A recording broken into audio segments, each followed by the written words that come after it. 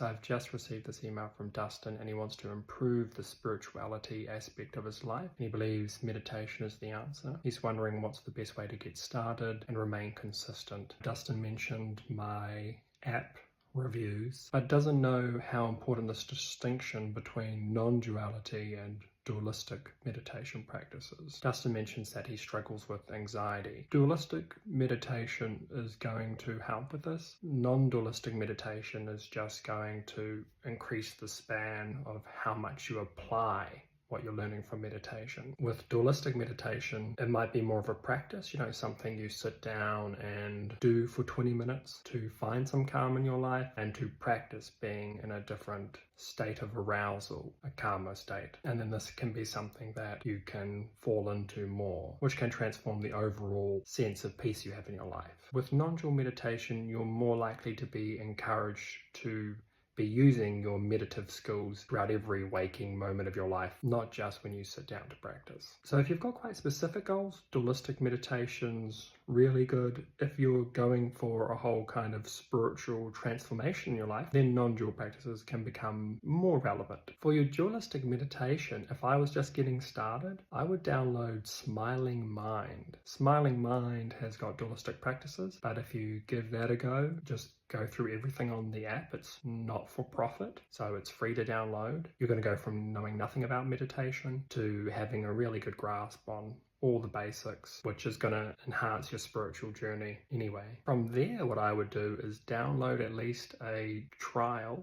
They probably have a 1-week trial of the mindfulness app. I think it's quite expensive if you're going to actually subscribe to it, but the great thing about it is that they've got a library of all the current best teachers of meditation and mindfulness around. So if you pick some of those teachers off of that app and listen to just these excerpts of their practices, you're going to be dipping your toes in some advanced meditation, but because they're such good teachers, it probably won't ever feel too advanced. For sure, you can then try another app, but I would probably start with those two. Next, prioritize sort of local options. I'd get on the internet or in the newspaper out into your town and look for anyone who's hosting meditation. It could be a Zen center, it could be yoga centers. Finding a community of people, that's going to be really encouraging, and a lot of the basic principles of like compassion and concentration, these are transferable, so it almost doesn't matter where you learn it. I think the most important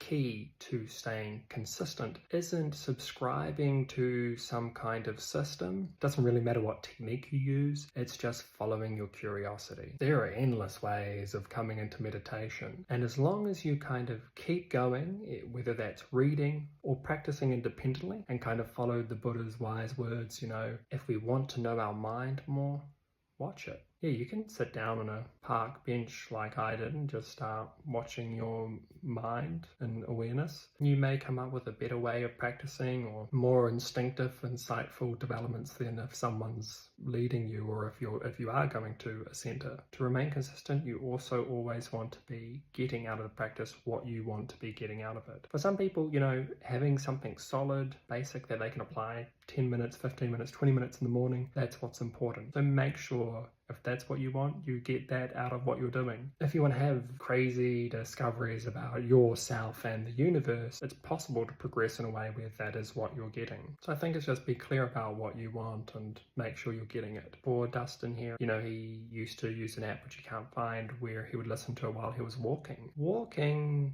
can become meditation too. The spiritual question there is, how do you find whatever those qualities of awareness you're finding in your walk in the rest of the areas of your life? I also invite you can follow my links and check in with me one-on-one. I do donation-based calls with people. We can talk more. I can teach you what I know and just make sure you're going in the direction you want to go. I'm wishing you all the best on this fantastic journey.